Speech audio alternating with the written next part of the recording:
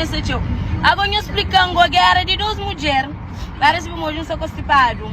Eu explicando a guerra de duas mulheres. Duas mulheres, eu dei atenção.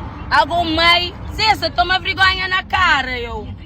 Agora mulher, ao invés de você ter instiga, guerra, dá o filho conselho. Dá o neto conselho, para a Mónica ficar sabe. Agora pensa, mamãe, não trago mama com batata.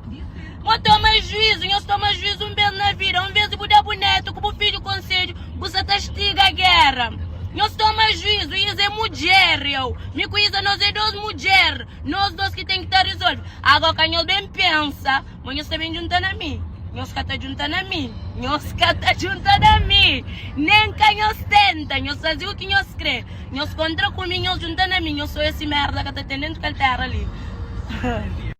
Mulher grande, de cal na cadeira, buta bem instiga, boneto, para contra cunha mãe, para dar, para Isa que temo, Isa que sabe briga. Aí nós creu é para aquele guerra ali acaba, nós juntamos a família com a família, nós põe no mico Isa, não briga ti no seta, Aí nós está na troça com alguém, uma cozinha, nós pensa, aí nós um beijo, mas nós sei, nós vai cama no inferno, mo. Nós é Satanás, mas nós tomamos juízo um beijo na vida. A mim, então, nós estamos matando, mas a mim, catareia. Em catareia, nunca aceita o desaforo. Nunca mesmo. O desaforo nunca aceita. Nunca aceita. Não está morrendo uma mulher, mas não cair de pé.